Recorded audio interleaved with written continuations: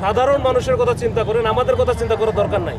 সাধারণ মানুষের কথা চিন্তা করে যদি একটু খুলে দেওয়া যায়, 1 ঘন্টা পরে করেন, সমস্যা নাই।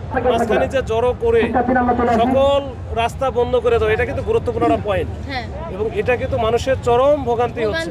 এটা একটু মাথায় রেখে যে আলোচনা যেহেতু চলতেছে, আমার মনে হয় একটু ধৈর্য ধরে মানুষের বিরাগভাজন না করে বা মানুষের যান চলাচল বা নিজেদের হাঁটা চলা একেবারে নির্বিঘ্ন করার জন্য একটু যদি সাইডে থাকা যায়, এটা ভালো হয়। এটা যদি একটু কষ্ট করে বোঝানো যায়। সকাল থেকে কিন্তু ছিলাম, এখনো পর্যন্ত মন্ত্রণালয়ের বাইরে। এখন যে সময়টা হয়েছে, যে সময়টা করছো, সেটা হচ্ছে এই সময়টা একেবারে অফিস আদালত সবগুলো এখন হচ্ছে খুলতেছে। এই সময়টা সবচেয়ে গুরুত্বপূর্ণ। আর এটার হচ্ছে যে ট্রাফিকটা, এই ট্রাফিকটা সারা ঢাকা শহরে ছড়ায় যায়, ইম্প্যাক্টটা পড়ে সব জায়গায়। এই সময়টা যদি না করে, যদি আরেকটু কিছুক্ষণ পরে করা যেত, তাহলে কিন্তু আরো ভালো হতো। অথবা দুপুরে দিয়ে করলে তাও সমস্যা ছিল না, এই সময়টাতে বেশি। এখন কিন্তু বিকাল টাইম, অফিস টাইম শেষ। এখন তো অফিস টাইম শেষ, আমরা অফিস ব্রেকআপ টাইম কাল সকাল থেকে আমাদের পোলাপান এখানে 4:30 বাজে, গুরুত্বপূর্ণ সময়। মানে কি বলবো, আসলে শিক্ষার্থীরা আমি বলি আমাদের পুলিশের পক্ষ থেকে অনুরোধ থাকবে, ভাই আপনারা যদি একটু সাধারণ মানুষের কথা চিন্তা করেন, আমাদের কথা চিন্তা করার দরকার নাই। সাধারণ মানুষের কথা চিন্তা করে যদি একটু খুলে দেওয়া যায়, 1 ঘন্টা পরে করেন, সমস্যা নাই, কিন্তু এটা খুলে দেন। আসলে কি ভাই, এই যে 2 বছর ধরে আন্দোলন, একটু কষ্ট দিয়ে শুনে আসার পরে ব্লক করতে, আসার আগে ব্লক করলা কেন? ভাই যখন আমি কথা বলতেছি যেখানে, তোমরা যেখানে বসাই ছিলাম, তাহলে আসার পরে কি হইলো? যদি নেগেটিভ হয় তাহলে করো। টানা 3য়বার অর্জন করেছে দেশের সেরা সুপার ব্র্যান্ড স্বীকৃতি বসুন্ধরা টিস্যু। এখন নেগেটিভ না পজিটিভ জানি না, আশ্বাস পাইতে পাইতে গলার ইয়েটা।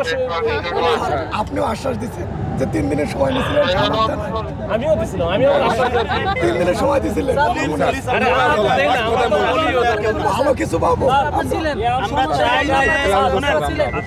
জনভোগান্তি হয়, জনভোগান্তি হলে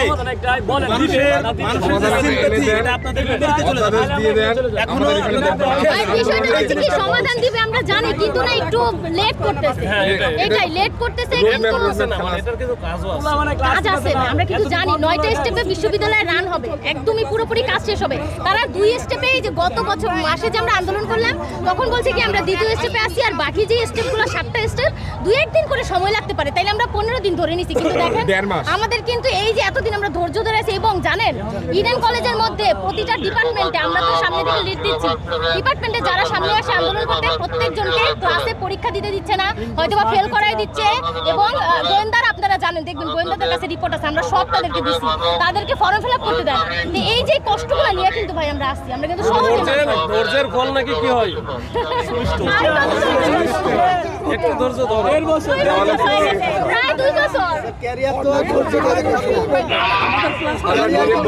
আচ্ছা যাক, এখন আপনি হয়তো জানেন ভিডিও রেকর্ড একটা ফার্স্ট হয়েছে, আমাদের স্যাররা জুমের মিটিংয়ে বলছিল মব সৃষ্টি করবে, ক্লাস অনেক কিছু আমাদের নামে, মানে আমাদের হুমকি দিচ্ছে, এরকম সিস্টেম চলে যাচ্ছে। যাক ভাই, আমি অনেক কিছুই আছে, সকল বিষয়ে আমাদের কথা বলা সমীচীন না, কথা বলা উচিত না। আমরা একটু অনুরোধ করবো যে সাংবাদিক ভাইরা ওনারাও অনুরোধ করবে নাকি, এটা একটু মাঝখানে ছেড়ে দেয়।